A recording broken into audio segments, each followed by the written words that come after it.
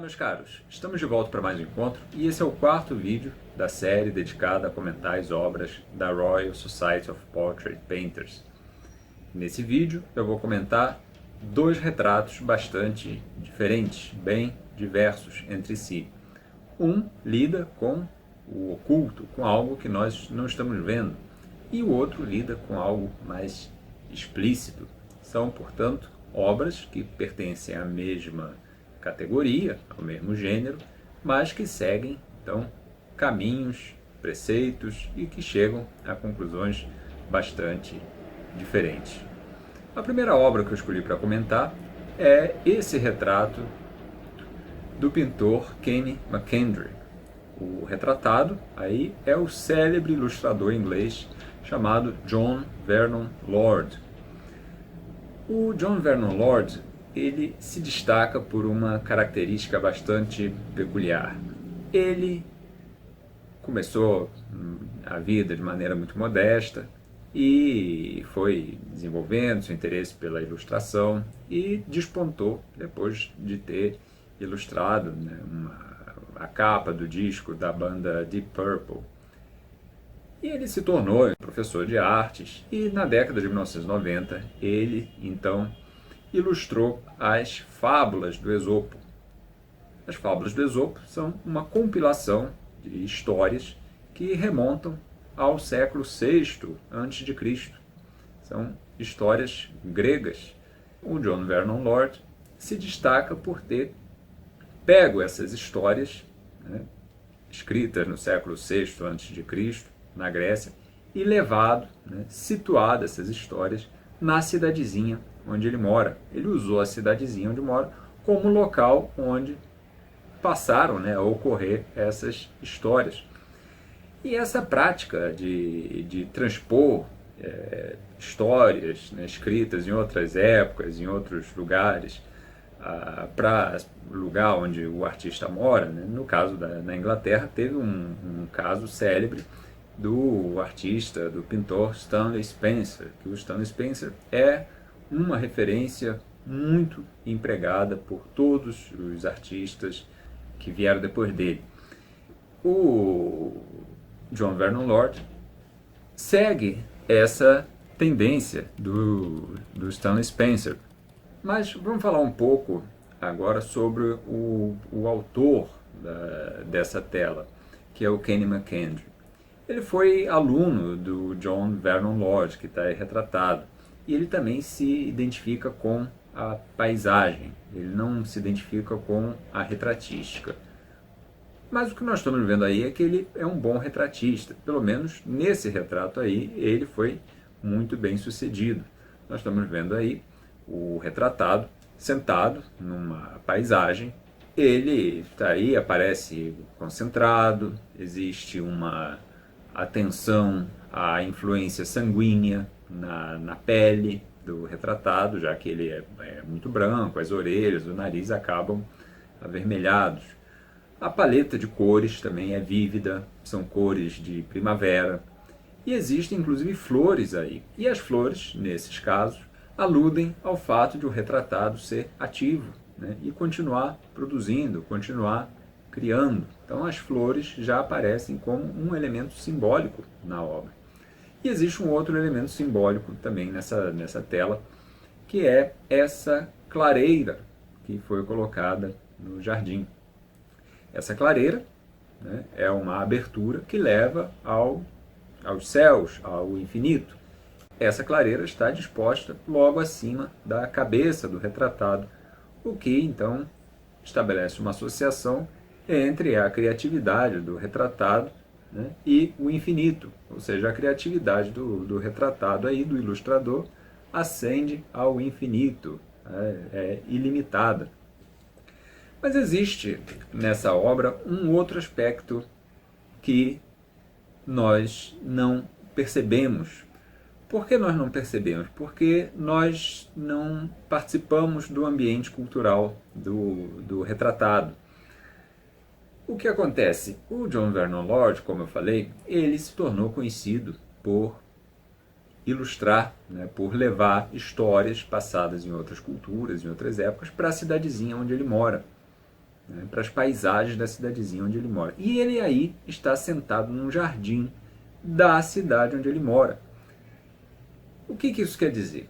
Quer dizer que quando ele levou esses personagens, né, da história universal para a cidadezinha, os moradores da cidade passaram a ver a própria cidade, os moradores reais, os moradores verdadeiros, passaram a enxergar a própria cidade desde um outro ponto de vista, né? As paisagens da cidade adquiriram um caráter mágico, porque passaram a ser povoadas pelos personagens que o retratado aí levou para a cidade. E como nós não conhecemos a cidadezinha, né, onde ele mora e onde essa cena aí foi pintada, nós vemos apenas uma paisagem ao fundo, um jardim.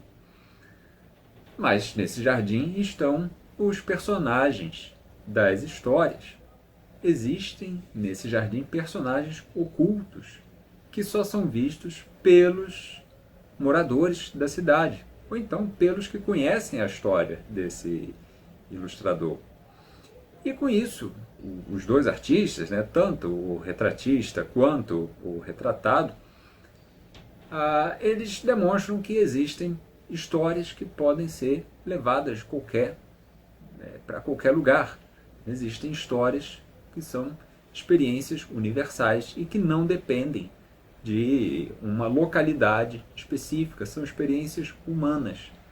Isso tudo, né, faz com que o artista adquira uma importância no imaginário da população, porque foi graças ao artista, ao ilustrador, que a cidadezinha, que era uma cidadezinha pacata, pequena, perdida, isolada, passou a ser então ocupada por uma série de personagens, principalmente das fábulas do Esopo.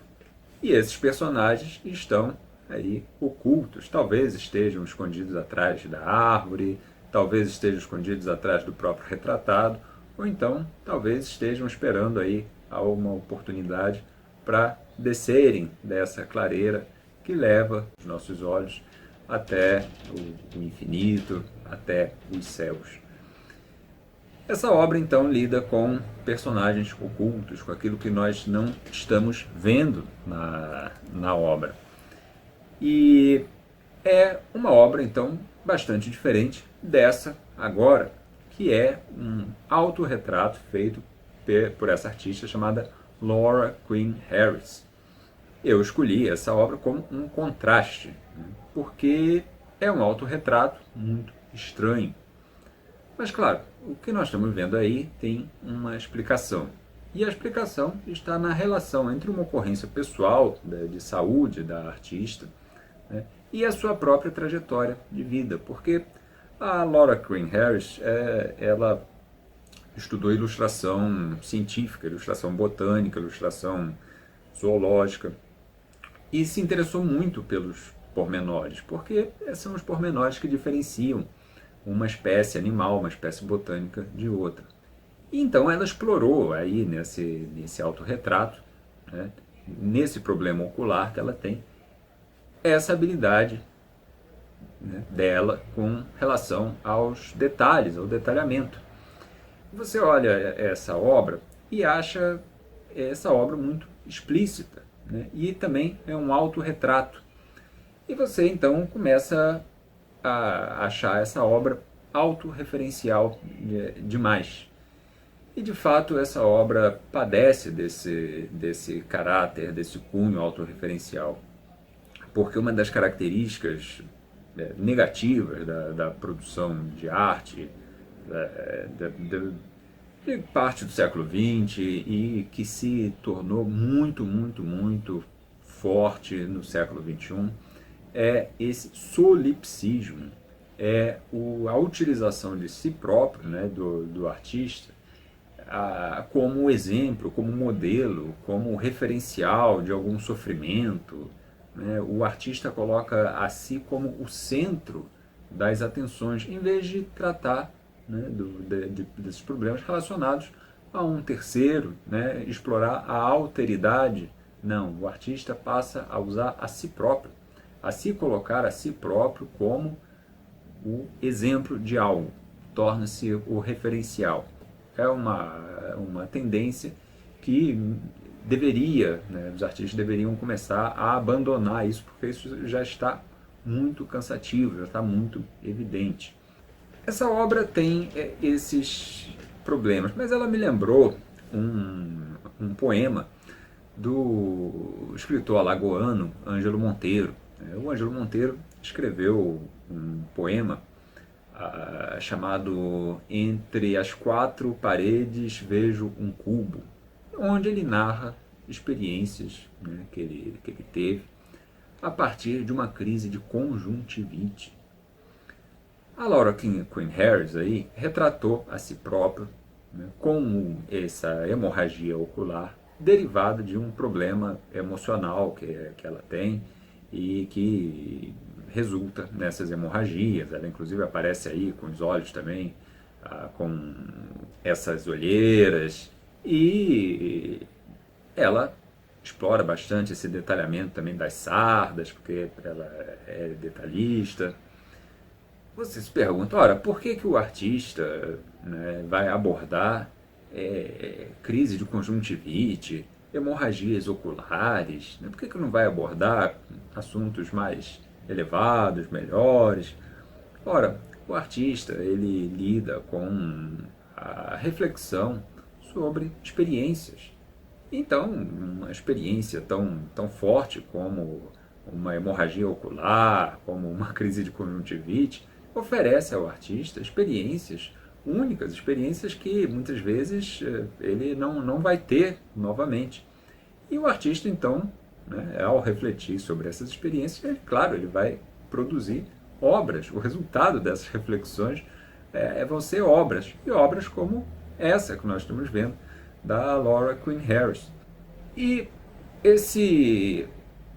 essa abordagem da visão alterada, né, dos olhos alterados, da percepção alterada, foi feita muito durante o final do século XIX, início do século XX, pelos artistas do movimento simbolista.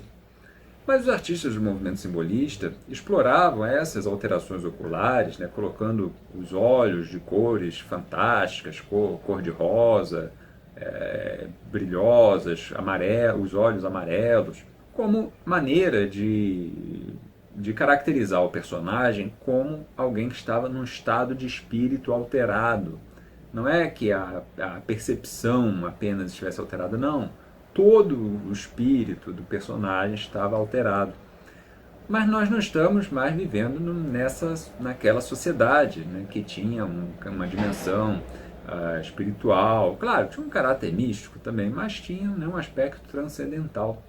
Mas não, nós estamos vivendo uma época material, de um materialismo, e esse materialismo se reflete nessa exploração da temática, né, da alteração ocular, de forma material. A alteração ocular é produzida na carne do personagem. Não é algo que ele está dominado por determinado estado de espírito, não. É algo material de que o personagem ali, ou no caso aí o artista, padece. Se o artista do simbolismo fazia uma abordagem mais espiritualista, nós atualmente, na nossa sociedade, então, vemos o artista fazer essa abordagem mais material. E esses olhos alterados, essa personagem, nos levam, claro, a ter uma certa compaixão, porque nós não esperamos ver essa alteração, né, tão forte, tão desagradável num rosto feminino. E essa relação entre o sujeito e o objeto, entre o observador e a obra, então se completa, né, porque ela nos percebe de uma maneira alterada por ter esse problema ocular, está sofrendo esse problema ocular, e nós também temos um julgamento também diferenciado a respeito dessa pessoa devido a esse distúrbio que ocorre na visão, né, nessa negação da expectativa de encontrar aí uma obra, né, uma figura retratada na sua saúde, numa situação boa, numa situação ideal. Então nós vimos aqui nesse vídeo dois tipos de obra completamente diferentes. A primeira lida com o oculto, com o implícito, com o invisível.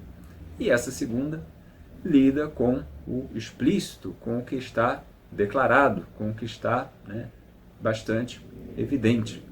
Isso demonstra o quanto que a arte do retrato é variada e pode ser explorada de inúmeras e inúmeras maneiras.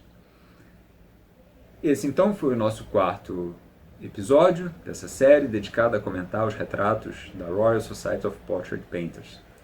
No próximo episódio nós continuamos a comentar mais obras dessa amostra, realmente de muito boa qualidade, com retratos que foram escritos por artistas de todo o mundo e os artistas que já são membros já da Royal Society. Nós nos vemos lá. Até lá!